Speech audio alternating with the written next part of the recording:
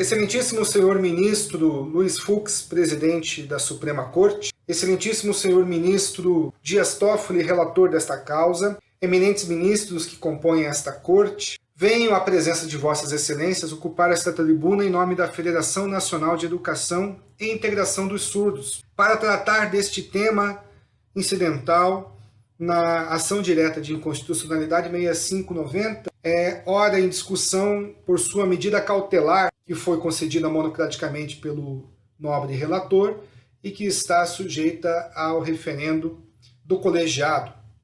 Vimos trazer considerações especiais a respeito da posição dos surdos sobre este decreto e este rico debate que se instala nesta causa. Esperamos, naturalmente, com o respeito que é a praxe desta corte, que nossas considerações sejam ouvidas, considerando também que são a voz de uma comunidade de pessoas com deficiência, que aqui apresenta suas mais elevadas reivindicações na perspectiva daquilo que se construiu internacionalmente no que toca aos direitos das pessoas com deficiência, de que as políticas sejam definidas em conjunto com essa comunidade. Como se diz, nada sobre nós sem nós.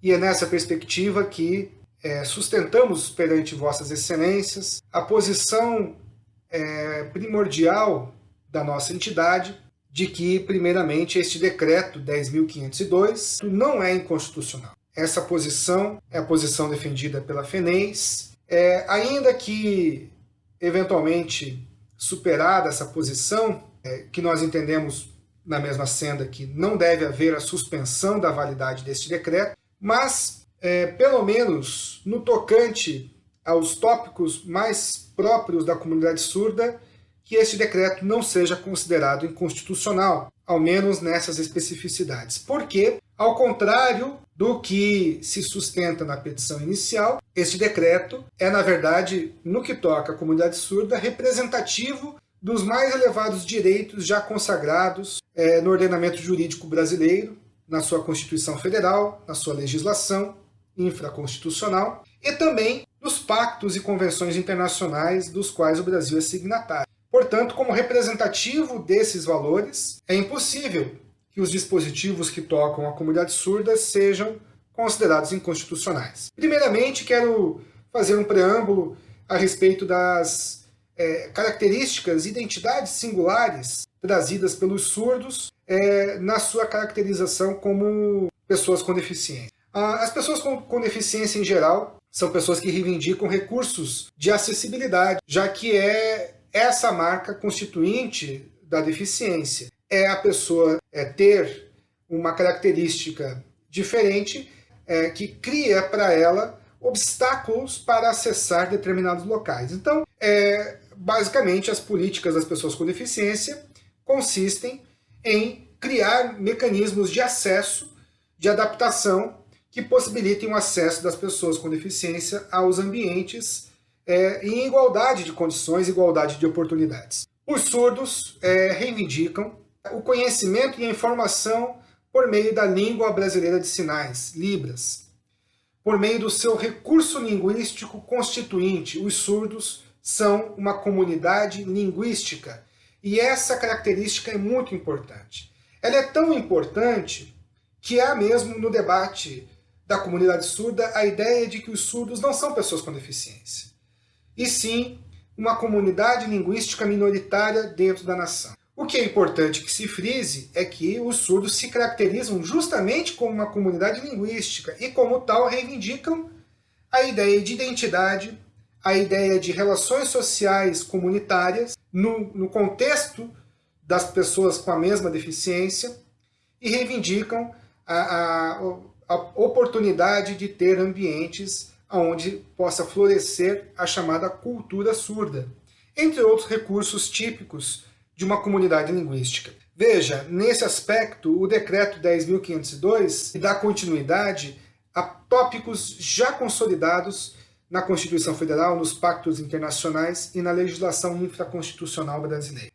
Frisamos que O cerne do debate sobre a inconstitucionalidade do Decreto 10.502 está na ideia de que as escolas especiais são contrárias ao espírito geral da inclusão, uma vez que criam um ambiente segregado e toda segregação é ruim para as comunidades minoritárias, uma vez que a segregação fortalece o sentimento de exclusão, ao passo que o convívio, a oportunidade de pessoas com deficiência e sem deficiência conviverem no mesmo ambiente reforça os sentimentos de alteridade, de percepção do outro, que fortalece as noções de solidariedade e de tolerância, que são muito salutares e muito importantes para uma sociedade plural como a nossa.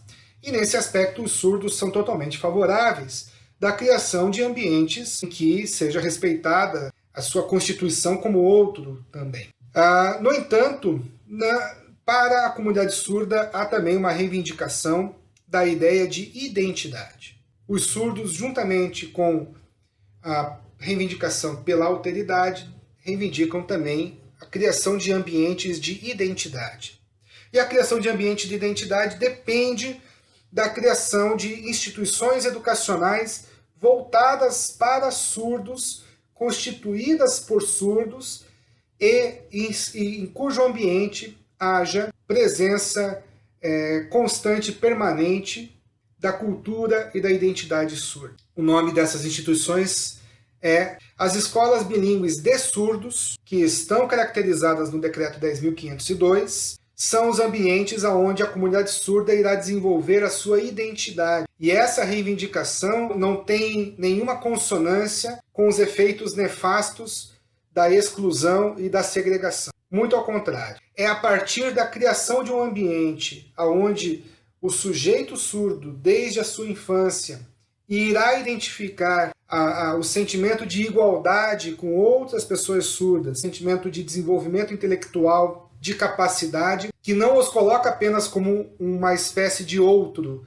mas também como uma espécie de sujeito ali inserido, e é o ambiente ideal e adequado para que os surdos possam melhor desenvolver os recursos linguísticos da língua brasileira de sinais. Língua essa que já está reconhecida pela legislação brasileira, um recurso importante de acessibilidade para os surdos, inclusive no Estatuto da Pessoa com Deficiência, o conceito de escola bilíngue de surdos também está presente.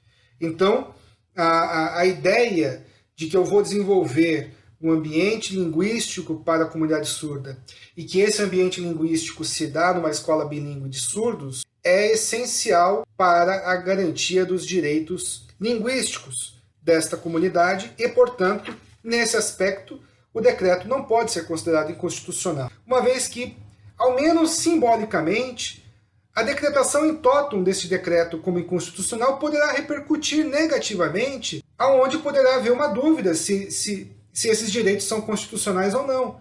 E nós asseveramos, é constitucional a garantia das instituições específicas de desenvolvimento da cultura surda. Tanto são constitucionais que o decreto 6949, que ratifica, que consolida, que incorpora no nosso ordenamento a Convenção Internacional sobre os Direitos das Pessoas com Deficiência, fala expressamente que a língua, o conceito de língua abrange as línguas de sinais. Isso é um conceito que está presente na Convenção Internacional e que também está presente na legislação brasileira. E mais, no aspecto educacional, diz o artigo 24 do Pacto Internacional dos Direitos Humanos das Pessoas com Deficiência, que os Estados-partes deverão assegurar a facilitação do aprendizado da língua de sinais e promoção da identidade linguística da comunidade surda. Identidade linguística está presente na Convenção Internacional. Observe mais ainda, excelências.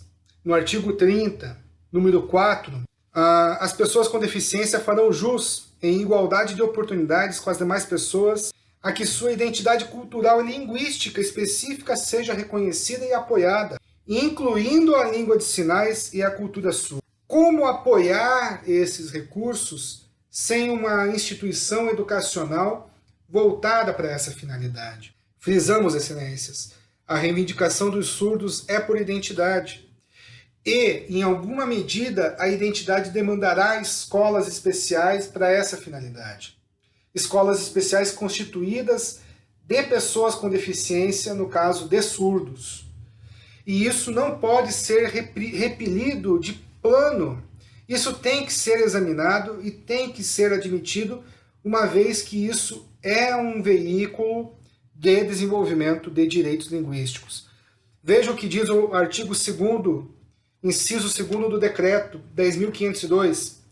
Educação bilíngue de surdos, modalidade de educação escolar que promove a especificidade linguística e cultural dos educandos surdos, que optam pelo uso da língua brasileira de sinais. Portanto, o decreto está em completa consonância com a Convenção Internacional que constitui emenda constitucional ao nosso ordenamento. Pedimos, portanto, excelências, a observância dessas características, dessas singularidades da comunidade surda. Entendemos que o decreto tem valores muito importantes que devem ser respeitados, que estão em consonância com outras normas. E nesse aspecto, reforçamos também que a petição inicial sequer se debruça sobre as especificidades da comunidade surda. A petição inicial, de maneira genérica, a ideia de que o decreto é inconstitucional.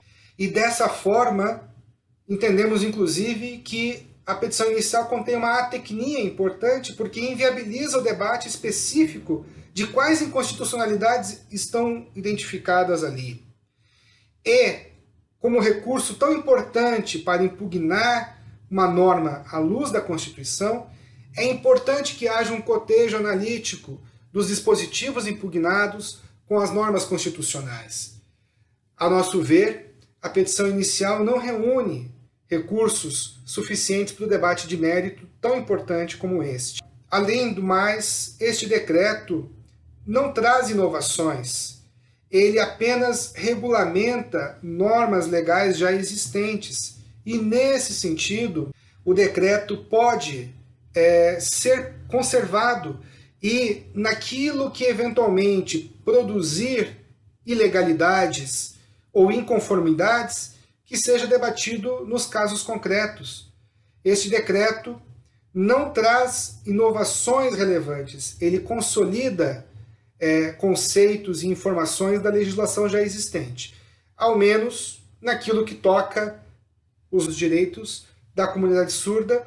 O decreto não inova, o decreto avança em aspectos de regulamentação em consonância com a legislação, e a sua decretação sumária como inconstitucional poderá, salvo melhor juízo, repercutir negativamente contra a comunidade. Por essas razões, defendemos que não seja suspenso o decreto e que o debate seja levado ao nível mais profícuo, mais aprofundado, mais detalhado, para que haja uma preservação daquilo que toca à comunidade surda. Muito obrigado pela atenção dos eminentes ministros e pedimos mais uma vez pela rejeição da inconstitucionalidade e da suspensão deste decreto.